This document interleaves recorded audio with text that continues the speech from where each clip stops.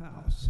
And Bo did a great job in his last ball game of his senior year.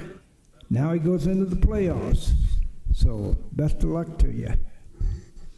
Anyway, we got to start with our budget. I don't know how many of you people have looked over the budget and so forth, but we need, pardon me, I'm jumping ahead. Got to have the approval of the minutes of our last meeting. And Betty, motion. Danny, second. Do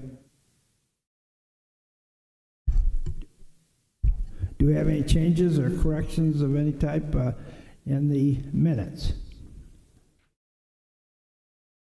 Being no changes, okay. All those in favor of the adoption of these minutes signify by saying aye. Aye. Yeah, we're going to do the minutes first. I got too far ahead of myself. And all those opposed signify by saying nay. Being no nays, unanimous. Minutes are adopted. Our first order of business, of course, is the new budget that we are looking at. And I need a motion to get this on. Sharon, motion. Matt, second. Okay, we're up to you, Mr. All right. Administrator. Thank you, Mr. Chairman. So Heather's prepared, and we'll go through a short slide deck just as a high-level summary for the entire budget that's recommended and what is included in the oversight of this committee. And then we're happy to answer any questions the committee might have. So first up, let's make sure I turn the clicker on.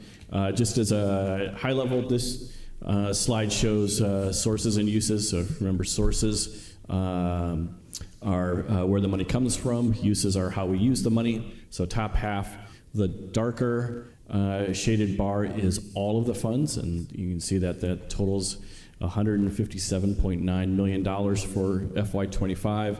The lighter blue shading is just the general fund, which is recommended at $60.3 million.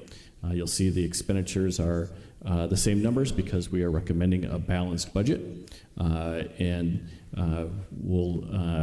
those are broken out by the various types of sources that we have and the various ways we use those dollars. Specific to this committee has oversight of a little over $28.8 million in revenues and $37.7 million in expenditures. This slide shows how the revenues and expenditures are broken out by either department or fund. The one general fund department is the Facilities and Grounds Operations Department. The rest are either a special revenue fund or a capital project fund, or in the case of the parking deck, an enterprise fund. This is a historical comparison for revenues and expenditures for this committee. So you can see over the course of time how the revenues have changed. And a good example of that is in FY21, sales tax and others, along with the intergovernmental revenue, was quite large, specifically intergovernmental revenue. And you can see that intergovernmental revenue, which is the third bar from the bottom in each one of the columns, is just a little bit smaller, and charges for services have increased over time. The bottom half of the page or the slide are those expenditures. The lines represent how we've used those expenditures over the same period of time. And you can see that for this committee, capital outlay is the highest amount of expenditures in the FY25 budget. In terms of how this committee compares to the other committees of the county board, it's roughly 20% of the revenues and 24% of the expenditures. So a fair amount. On the general fund side, They're very small. In fact, it's less than 1% at $300,000 in revenues, and it's about 5% of the general fund expenditures are this committee has oversight of. Again, that's the Facilities and Ground Operations Department within the general fund. And that is the end of the slideshow, Mr. Chairman, so we're happy to answer any questions the committee members might have.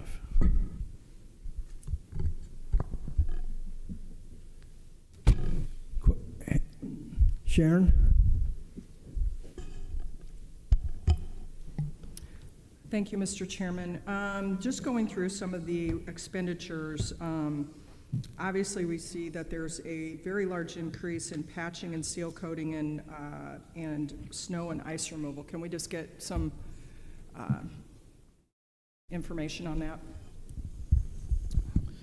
Absolutely, Ms. Williams. So wherever we need to, Heather will fill in for me. I think especially on the patching and seal coating, that's going to be a reflection of the amount of work that Amy and the Highway Department have programmed for next year. So that always ebbs and flows a little bit based on the pavement condition study that Bradley University does for us, and based on what that analysis each year is. And if you remember, that study looks at 50% of our 350 miles each year. So that means every mile is getting checked at least every other year. And so that's what is driven based on available revenues also, is what's driving the seal coating work. Snow plowing, I think, it's maybe, and let Heather or Amy speak to it, it's maybe a little bit more of just making sure we're appropriately planning for what the Farmer's Almanac might be predicting this winter. So we want to be well prepared for that. If you recall, though, we did have a mild winter last winter, and so that did allow us to stockpile some rock salt. But that still means that we're well prepared in materials, but we may need more, and there's obviously going to be the personnel costs, especially if we're looking at overtime for certain snow events. And Heather and Amy, please add anything that I might have left out. We think you covered it very well. Thank you.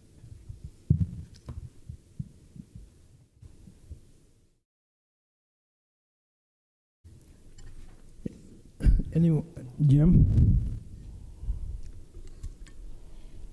Thanks, Chairman Salzer. And I believe I addressed this with Scott and Heather and Mr. Brown, but I do want to make sure that the JDC kitchen remodel scheduled for $450,000 is repurposed until to other capital needs until we sit through and go through our policy session for capital needs for the jail. I think that's premature to have that in there, plus the talk of that's one of the options given to us about having a neutral civilian staff kitchen. So that should be taken out as labeled as that and put into general infrastructure. I don't have a project to change that out for, but I think that should give us the flexibility to move forward. Mr. Brown does know that I was making that request. Duly noted, Mr. Chairman. We've already made, based on the comments and the conversations that we've had, we've already made note of that. So we'll make sure that when the adopted budget book gets released, that'll be reflected. And then on the other one, I know that it is technically ETSB funding, but I also believe for the $60,000, I have no problem with furniture, but long-term strategy of that building is not to have that as an asset. It does need some repairs. I would be inclined to think that I know our maintenance staff is stretched here, but since we are for the first time in a long time fully staffed in maintenance, and we've been doing some in-house painting, I think for that line item it might be for painting and carpet. I think they need to look very hard at the carpet need, and that maybe that would be something that we could do internally for what they would need for a short-term painting, because it is my understanding the long-term strategy is that that building needs quite a bit of work. So that would be trying to find them eventually future space and demo that building and get it back to grass. I just would hate to continue to put money towards that. Understood. We've made note of that item as well. And if anybody feels differently, I don't want to be one person saying those two comments, but those were the two things that stuck out to me.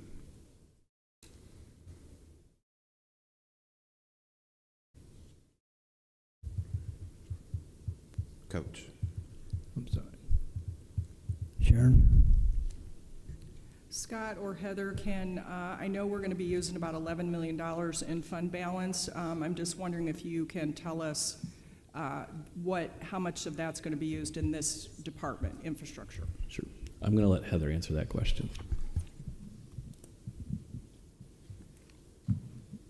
The budget book is so big, I have to move it so I can speak into the microphone closer. So about 8.8 million of the planned use of fund balance is in the infrastructure committee. That is due to a lot of projects that mainly Highway has had. They've been building up these reserve funds for, and then they'll expend them. That's the goal next year. So there's 1.1 million in county bridge, 3 million in county motor fuel tax, 0.39 million in county matching tax, and then that's for highway. And then there's a planned use of 1 million in public facility sales tax that'll be transferred to the capital projects fund, and 0.9 million in the capital projects fund, so we can ensure all the projects that we have on deck for next year get completed. Thank you. Mm-hmm.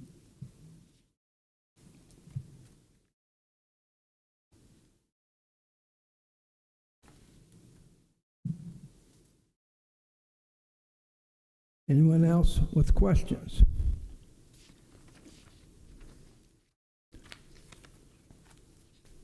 Comments?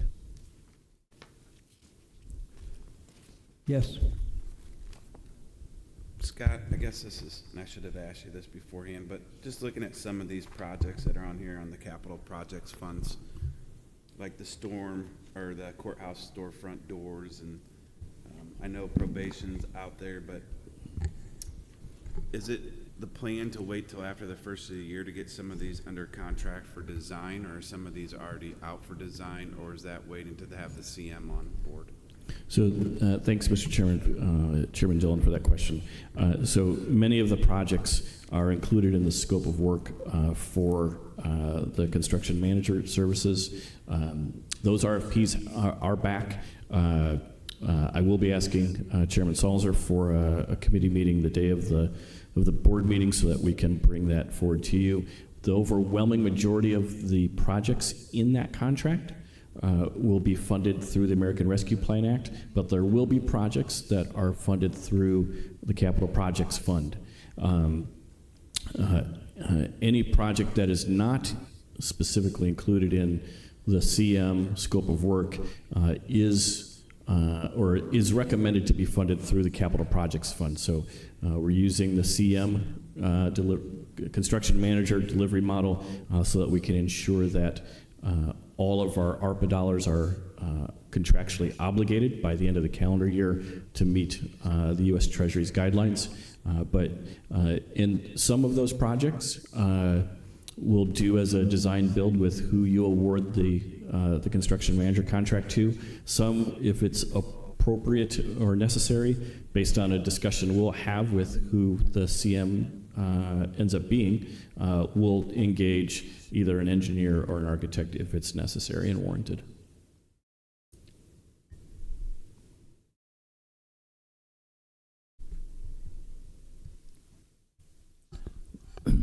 One thing, and this is just a comment.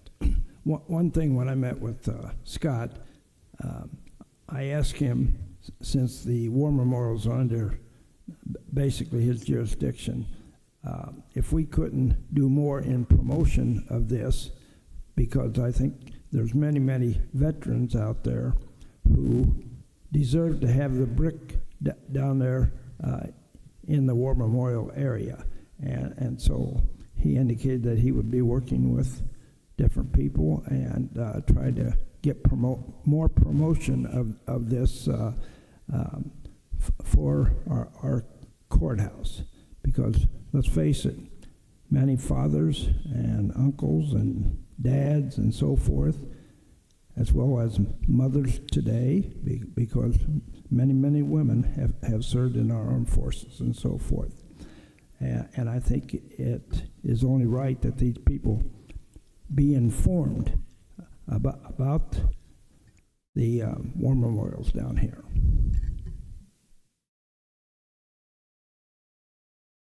Do we have any more comments about this budget for 25? Being no questions or comments, I'm going to call for a vote on the adoption of the budget as presented by our administration. All those in favor of the adoption of this budget signify by saying aye. Aye. All those opposed signify by saying nay.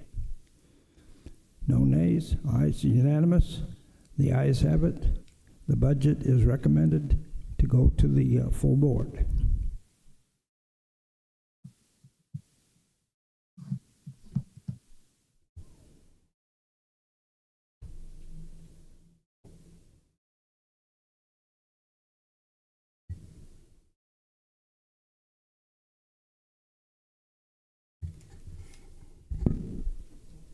Okay, we'll go into our regular meeting, and let's face it, we had a little bit of work this month. We've got 10. You need to look at 10 different resolutions presented to our committee, and I need a motion on the first one, which has to do with the engineer's salary. Motion by Terry, second by Betty. All right, thank you, Mr. Chairman. Let me scroll to that resolution in the agenda real quick. This is the committee's one and only budget-related resolution this month.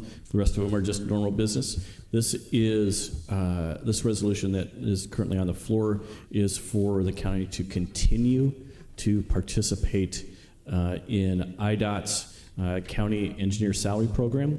We've been doing that for a number of years now. 78 out of 102 counties do participate in the program, so we're one of 78.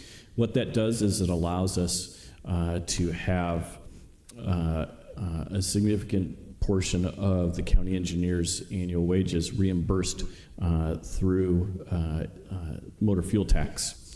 In exchange for that, IDOT tells us what the minimum salary for the county engineer will be for the year. This resolution recommends that we continue to participate in that program, and happy to answer any questions of the committee.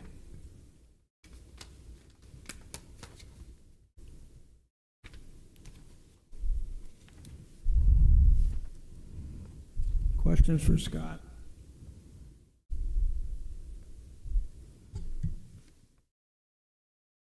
Scott, I should ask you this the other day when I was down here. Why do you think there was such a drop in the number? I thought that we had far more that participated in this. So there are 99 counties that have salaries established by IDOT, but not all of them participate.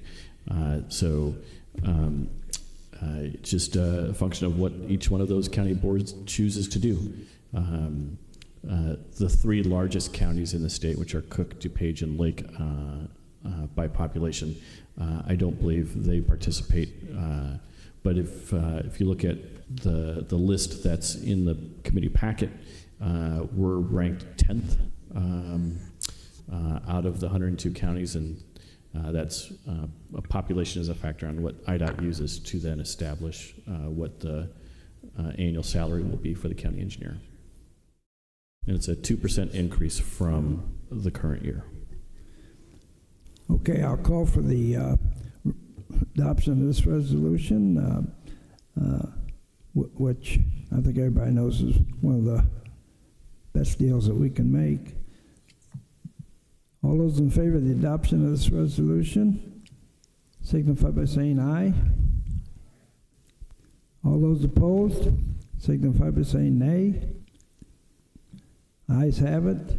Moving on to our second resolution here. Resolution for anybody that has a hard copy, page 41. And we need a motion on this. Motion by Betty, second by Matt. I'm thinking about your son playing football. Okay, we got Jeff up here. Good afternoon. We're getting really close to the long-anticipated weighted project on Maxwell Road to reconstruct the rest of Maxwell Road basically from the bridge out to Dirksen Parkway. That includes a short little piece of middle road.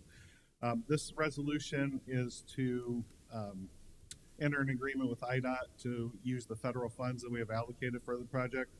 We have $3.9 million in surface transportation federal funds.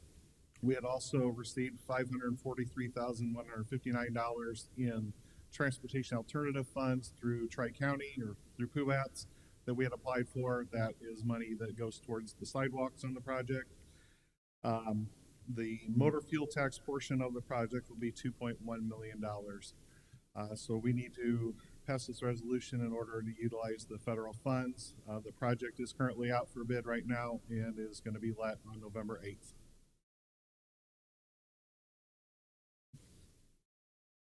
And the state handles the Correct.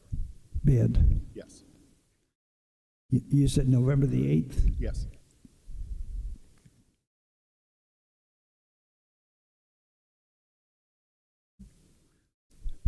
So we'll, let's see, I'm trying to think, will we have it for our, yeah, okay.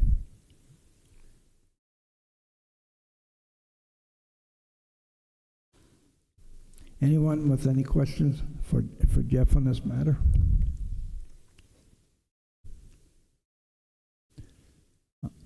All right, being no questions, I'll call for a vote on this. All those signify by saying aye for the adoption. Aye. All those opposed? Nay. Ayes have it. Moving on to our third resolution, which has to do with the water mains and so forth out there in this same area. Motion by Betty, seconded by Jim. So Illinois American has an existing water main on Maxwell Road that runs along the west outside lane for southbound traffic. The water main is notorious for having breaks and causing issues. Around Christmas time last year, they had a significant break that we made them replace a significant amount of pavement to get the road back together. Amy and I approached them saying they need to do something different before we reconstructed the roadway. They made a proposal that they would pay to include the water main replacement in our plans for the roadway, and then asked for us to include the water main replacement in our contract, and then would reimburse us for that work. That gives our contractor 100% control of the time frame the work is done. This is one of our biggest issues with construction is we wait on utility companies to get out of the way, and then we can't get our work done. So this gives our contractor the power to get this very significant utility out of the way under their schedule, and then Illinois American will reimburse us for that work. They've already paid CMT, who's the designer. They've already paid them to include the work in the plans. They've done a similar agreement with the city of Peoria on Western recently, and IDOT is okay with it, so we just need formal approval to do that work. Questions? Now, is this the one that when they get, the general contractor will hire basically the person, have a subcontractor for this? It just depends on who gets the job and who's the general contractor. If it would be Stark, they most likely would do the work themselves. If it's calling it, and they may do it, or they may hire a Dillon or a Stark or somebody to do it for them. It just depends on who gets the bid and how they want to handle it. Okay, thank you. Being no questions, call for a vote on this resolution. All those in favor signify by saying aye. Aye. All those opposed signify by saying nay. Ayes have it. Moving on to the next one, which is on hard copy page 84, I believe. We need a motion on this particular project, great project out there in that area. I think it may, does it belong to two of our different board members? Scott, who's in that area? Is that Rosenbaum and Allison? Correct. Okay.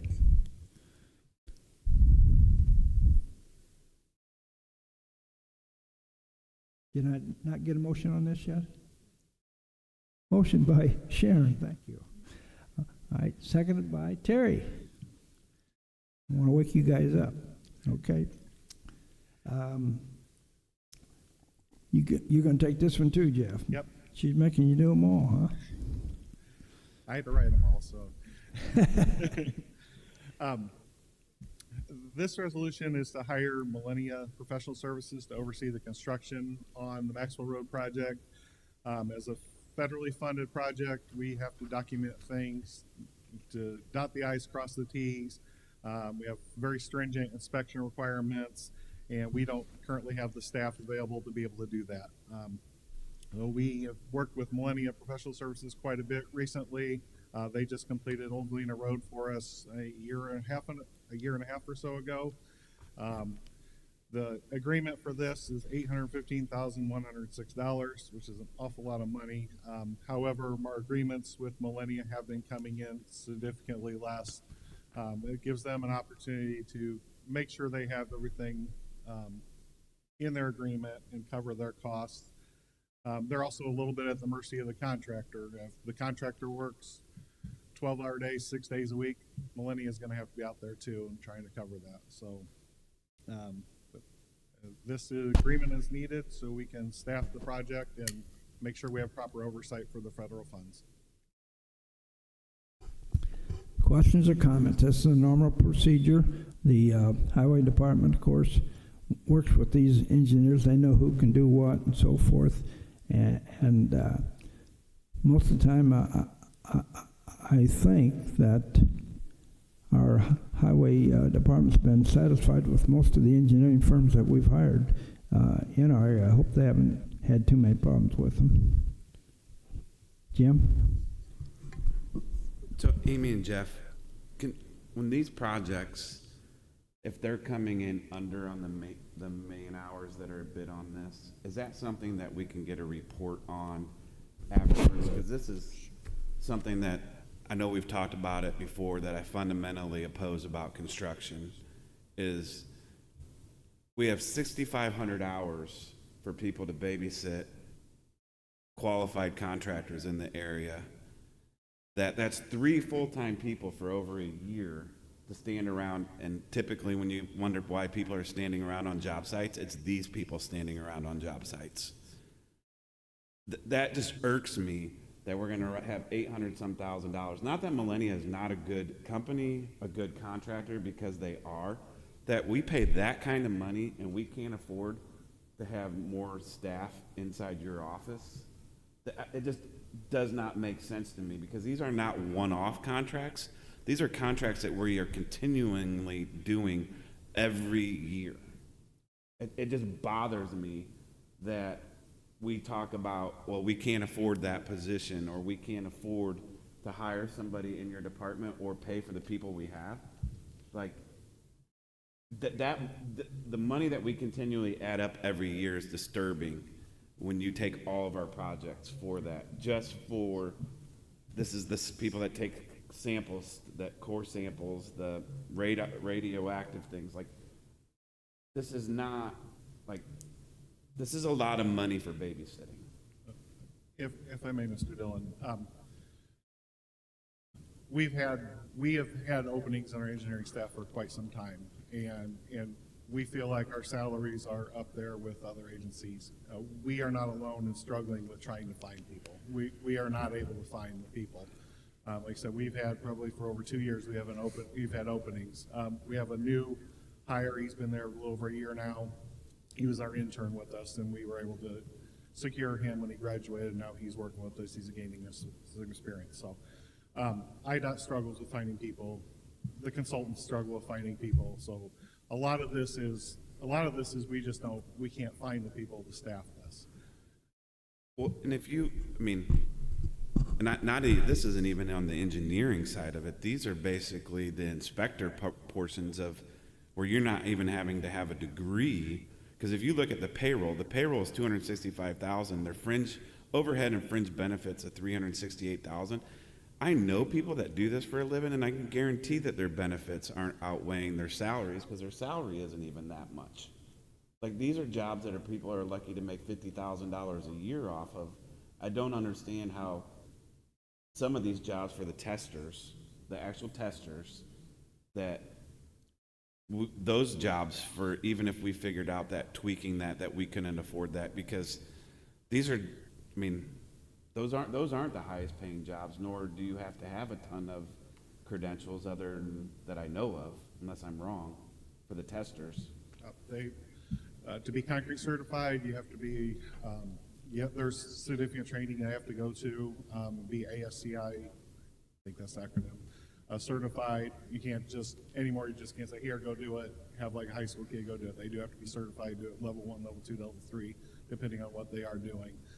Nuclear gauges, that's a whole different animal. That's a lot of training you have to go to and be certified, and it's 8 hours every year of recertification that you have to do to be recertified for that. Well, and that's what I think we need to run the numbers on to see whether or not, because our highway staff is top notch, and that the actual workers you have in your department, which we have quite a few of, I mean, that's one of our largest departments outside of the sheriff's department, that if this isn't something, because we still have need for those workers in the winter, and a lot of these workers actually get laid off in the winter time from these companies. So is it something that we cannot send one of our workers in your department to go get that training? And then even if we had to add 1 or 2 to help you in your department, I just don't see how this is something like if we trained one of the laborers ones or Teamster ones that you have there, got them that certification, that we can't send our own workers out and recapture that money and have more workers to take care of the roads. But maybe their summer job is to hang out on this road and you repurpose them for other stuff. It just seems like $800,000. I mean, that would go significantly in your budget to help with other things. And I think we could do some of this in-house cheaper. And I'm not talking about adding 20 people to do this. Even if we added a handful of people, 4 or 5 positions, even at $60,000 plus benefits, $100,000, I mean, we're still cheaper adding that and then this one-off contract, and you got $200,000 you can wrap into more road projects or culvert projects. And I understand you have to do this. I think this is something we genuinely need to take a deep dive at. Again, a lot of it goes back to not having the people available. We have tried to hire people, and the applicants we get are, because of their visas or whatever, we can't hire them because they're not 100% citizens yet. We don't offer sponsorship at the county level, so there's a lot of people we have that applied have come here from a different country, have gone to school here, but we can't hire them full time because of various hiring reasons. So Amy wants to talk. So we can definitely do a report and see what their actual usage is compared to the contract, because they have been coming in low. And we can also see what it would take to train up folks, knowing that there would be a trade-off on the maintenance side. Without additional folks on staff, there would be a trade-off, which is a challenge too on the maintenance side. But happy to take a look at that moving forward if you'd like. I think knowing the data of the numbers of what it actually is would make these less shocking at 800,000. I mean, they come in at half, or, I mean, 6,500 hours is extraordinary. And I understand the engineering part is, but those aren't engineering hours. Those are basically inspector hours. Yes, but And there's that's- also, the staff is also dealing with the public. This staff is, hey, why is my driveway not open? Why do I have to go this way the entire time? When's the bridge gonna be open? They're dealing with all of that. They are quantifying every single item that the contractor puts in, every ton of rock, every foot of pipe, every yard of concrete has to be documented for and paid for properly. And then if the contractor questions, hey, why'd you only pay me for this instead of the plans say this? They're out there dealing with issues that come up in the plans. And yeah, you can do a set of plans, but until you start digging, as well as I do, as soon as you start digging in the ground, there's issues come up. So having people there for staff is very important from this. I know it looks like, they're just standing around watching people work and babysitting, but there's a lot more to that. And I also like to say, in the past, we've had Airport Road. You can go down Airport Road, and I can list you the three different inspectors that we had over the years on that job, and you can tell the difference between one inspector who was in charge of that job versus other people that were in charge of that job. You can see that, and I'm not going to pull anybody out or say anybody's names or anything like that, but there is something to this, how much quality you can get out of contractors if you are there more than if you're not. So I know it's expensive. I agree with you. I could build a township bridge for that amount of money. I agree with you 100%. But unfortunately, to use the federal money and to get high quality, unfortunately, we have to do this. And again, we've tried and tried. We have a perpetual openings in our staff, and we just are not getting the applicants that are qualified. Jeff, the guy that you hired was Kale, right? Yes. He obviously wasn't the only guy that graduated engineering from Bradley. Have you guys reached out to universities like that to specialize? So where are these other people in that program, where are they going with engineering degrees? A lot Is it because of our funding, we don't give them enough? No, not at all. The county board's been gracious and through union contracts has gotten salary up where it needs to be. A lot of people who go to Bradley are from Chicago area. They go back home or they go live in other places where they're from. I think Kale said almost everybody in his class, but before they graduated in May, by October or November of the year before, they already had their jobs lined up and ready to go. So there is a huge demand for engineers right now. And, a lot of engineers want to go, they want to sit in a nice air-conditioned office and do design. They don't want to sit out listening to machines run all day in the hot dust and dirt like these guys have to do. So, Well, if that guy went, that would be his senior year, would you be better off trying to go to Bradley, say, get us in contact when they're a junior? Sure. In engineering classes? And we that's a part of the reason why we hire interns. We had 2 interns we hired this past year. Will they one- stay with you think? No, the one again, she lives she's from Chicago originally. She was going back home. Her parents. And kept what's her. their salary paying up there? I don't. Oh. I don't know that. I mean, it'd be, like to Jimmy's point, to be, see what they're paying outside up there in those, municipalities like that, Right. maybe. So, I don't think it's necessarily the salary. I think it's the type of work they want to do. So.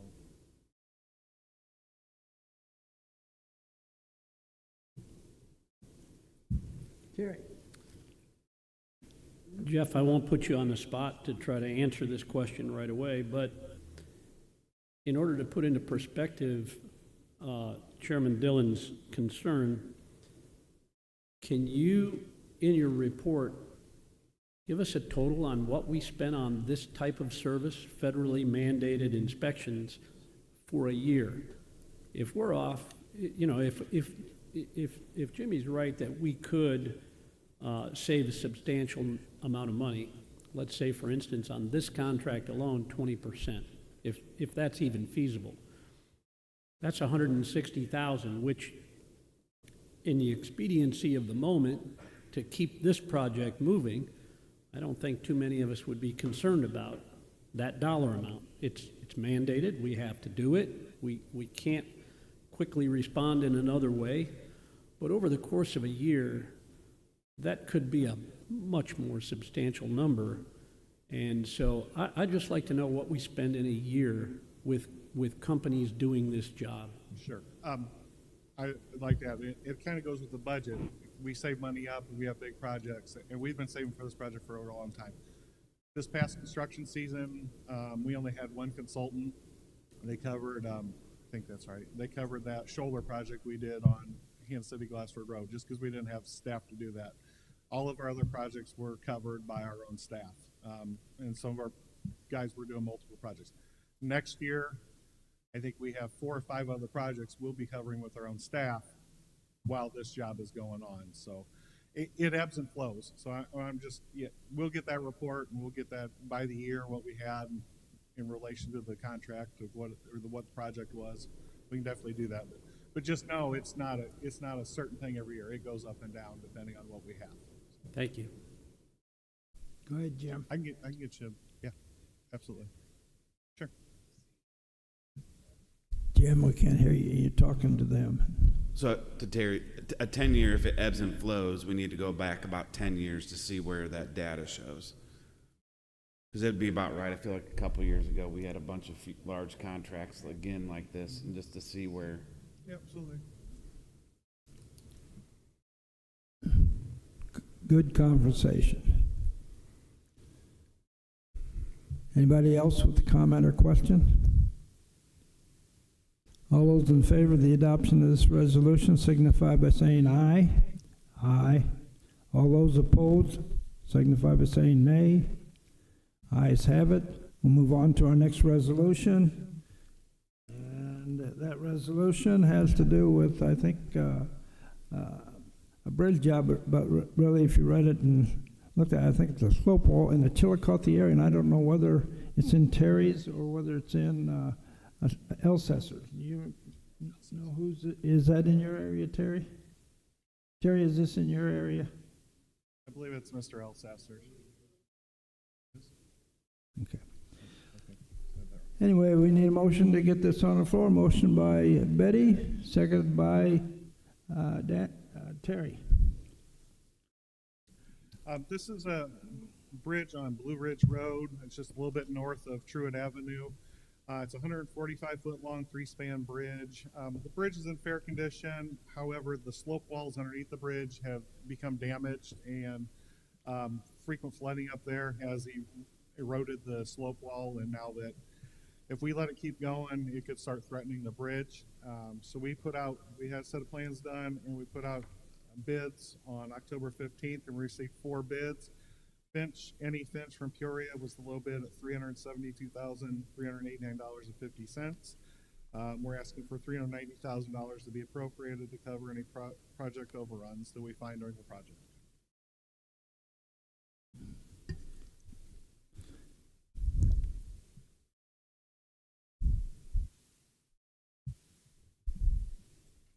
Any questions or comments? Any Finch? Now Finch, great and a long time contractor in our area.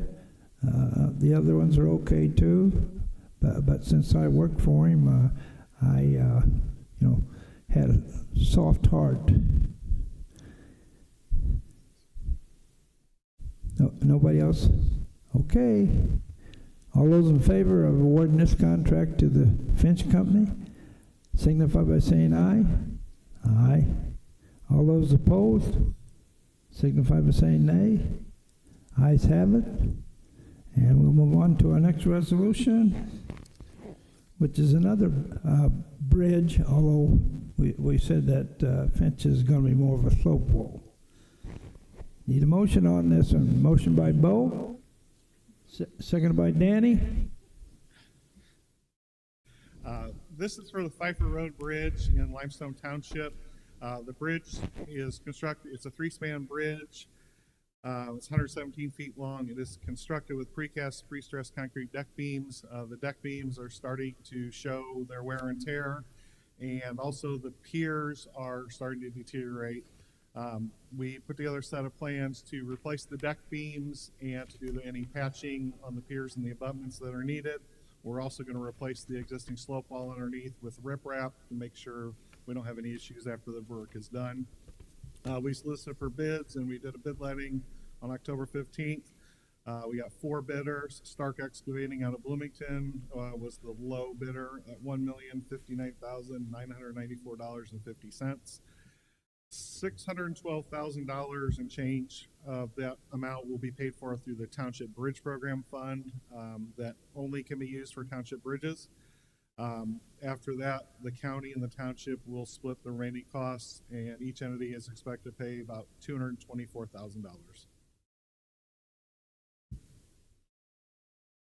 Questions or comments?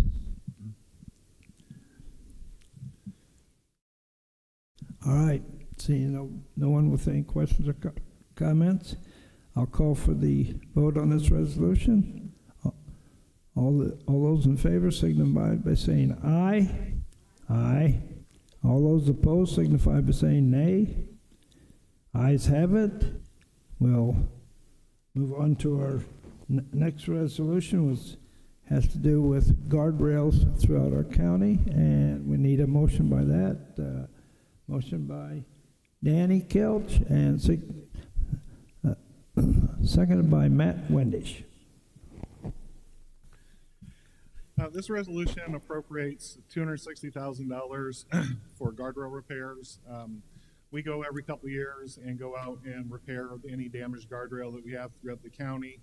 IDOT requires us to do a motor fuel tax appropriation before we can go out to bids. So once this is approved, we'll put this out for a bid early this winter or late this fall, and we'll get those guardrails repaired.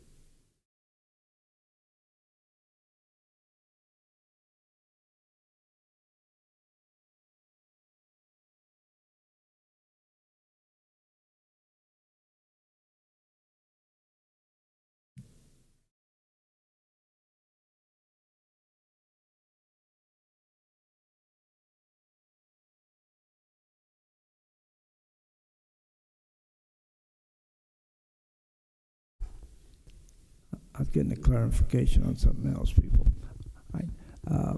Any questions or comments in regards to the guardrail repairs and so forth throughout our county? We need it. All those in favor of this resolution signify by saying aye. Aye. All those opposed signify by saying nay.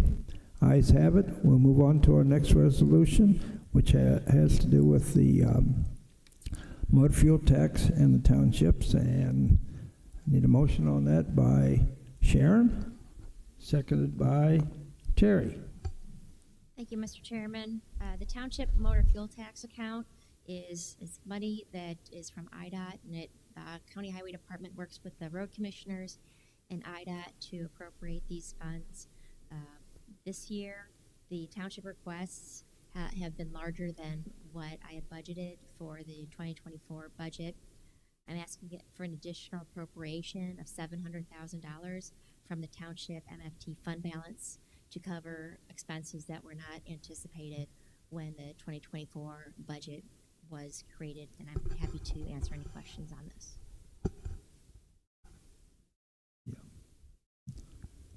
Clarification by our learned counsel. Thank you, Mr. Chairman. We were just discussing and wanted to confirm that this is money for projects that have already been approved, and this is just simply moving the money into the fund to fund the projects that have already been approved. That is correct. Okay, thank you. This was for purpose of the Township Road Commissioners voting or abstaining, so it should be fine for you to vote on this. Any other comments or questions? Seeing none, calling for the adoption of this resolution. All those in favor signify by saying aye. Aye. All those opposed signify by saying nay. Ayes have it. Moving on to our next resolution, and that has to do with transfer of some property to the city. Motion made by Betty, seconded by Sharon. This is a jurisdictional transfer of Glen Avenue between University to Sheridan. As far as the city and the county were aware and knew of, that the jurisdictional transfer had been done back in the 80s. Nobody can find the paperwork where everything had been signed, and IDOT can't find that either. We found a lot of drafts, but we never see where it was actually ever done. So to make sure that this is done properly, we're asking for the board to approve the resolution to officially transfer Glen Avenue from University of Sheridan to the city of Peoria.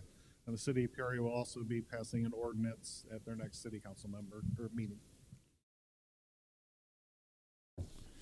Who gets credit for finding that this should have been done a long time ago? Maybe this, I think IDOT.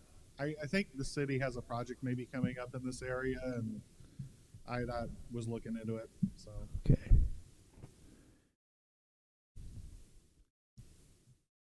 Any questions about the transfer of this to the city? Jim? Coach, and maybe Scott or Jeff can add to this. So in that agreement, just for, which has been our practice to try to get out of the municipalities, I know we have hopefully funding for Lake and Gale and coming up, but what does this leave us left in the city of Peoria for jurisdictional transfers? Because I see, I mean, have we already done, like Laramie's listed, Sterling, University? That list was created in the 60s, and as far as what's left on this list, I know there's other roads to be there, but these were some of the roads that were listed. Like, do we still have jurisdictional of Laramie, or have we given? that's the original agreement between the city and the county from 1966. And IDOT always likes to see that in these resolutions when we do these. So as far as county highways in the city, we still have Lake, Gale, Radnor Road, Park, Swords, Kerner Trigger, Swartz. Yes, Swartz. Yes. Do you have Richwoods? Yeah. Part of it. Yes, Richard. I had to think. There's probably about somewhere between 12 and 13 miles. Somewhere between 12 and 13 miles. Because you've also got Sterling through Madison Park Golf Course. You've got Sheridan up by Donovan Park, Will Knowles as well. So in total, there's about 12, 13 miles that are still county highway within the city of Peoria. And there's 13 mile of county highway in other municipalities as well, such as Gardner Lane and Peoria Heights, just as one example.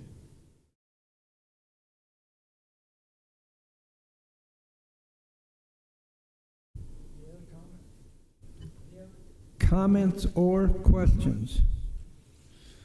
Seeing none, we'll call for a vote on this resolution. All those in favor signify by saying aye. Aye. All those opposed signify by saying nay.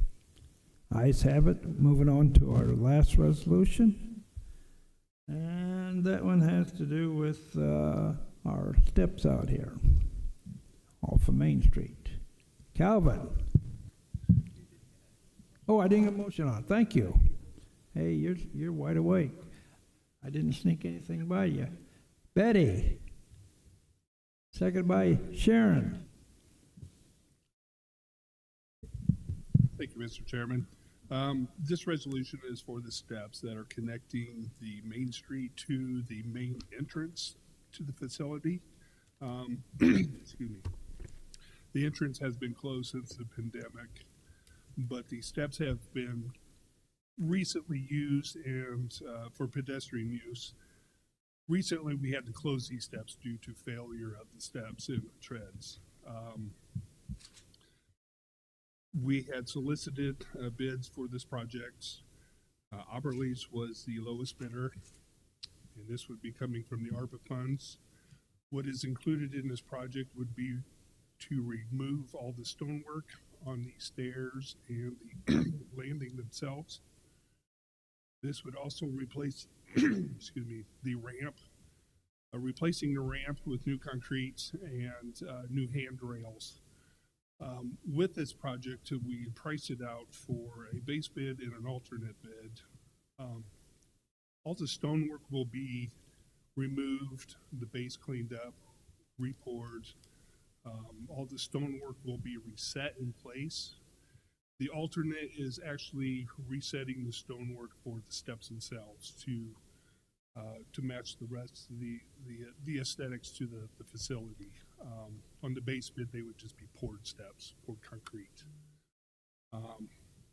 And in that, we are recommending to go with the resetting of the stone on the steps themselves to match the aesthetics of the facility. The total project not to exceed $162,105.40. That would be for the alternate project. Happy to answer any questions. Calvin, is there a time frame for starting, a start date Yes, established? they would like to start right away. They're just waiting for approval. Excellent. This is something that was dear to my heart. When I came on the board, I knew that there was no railing for people to walk up those steps. And it's been over 20 years, not that I badgered them constantly, but I know I go back to when there were some other personnel here like Larry Strands, and I used to always point that out to Larry, who was in charge of, maintenance around the courthouse. And he agreed with me, but shows you how much power I had and so forth. I squawked to certain people, but didn't do any good. So Calvin, thanks for getting this done, because that's a real safety factor, I think. Those stairs, us old people especially, it wasn't too dangerous to me when I was younger, but as I've gotten older, I know what it is to have to try and climb up steps without any railings. I don't go up and down bleachers anymore. I try to sit real low in the bleachers. But anyway, thanks a lot for getting this project.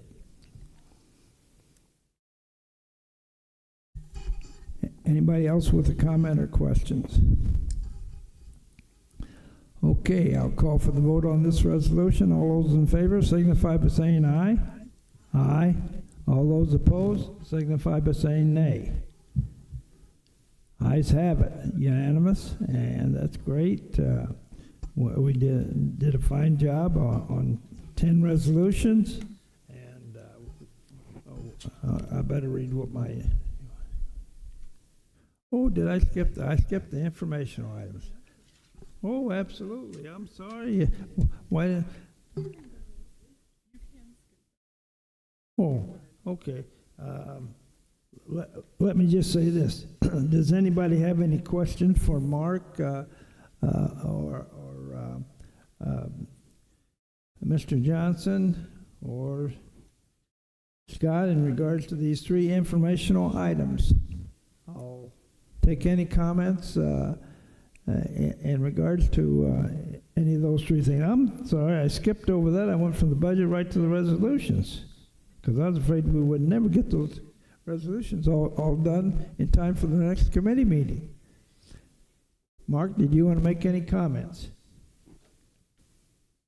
Up to you. I know Terry's not here, or Mr. Johnson. Okay. How about public comment?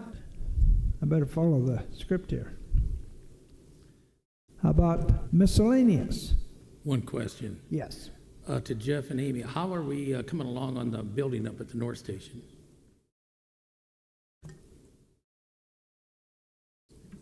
I was up there last Thursday. They had all the footings, the permacolumns in place, and when I was there, they had the north wall and the west wall erected, and they were starting to work on the east wall.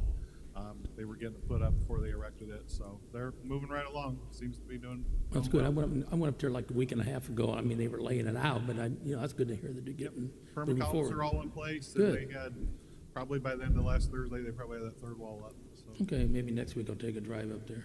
All right. Anyone else under? You better avoid all those potholes in Kickapoo. I'm going to go on record. Kickapoo Township has absolutely no potholes, Mr. Okay. Dillon. Peace, brothers, Oh, peace. that's Roseville Township, right? Just joking. Anyone else for the good and welfare? All right, this meeting is adjourned.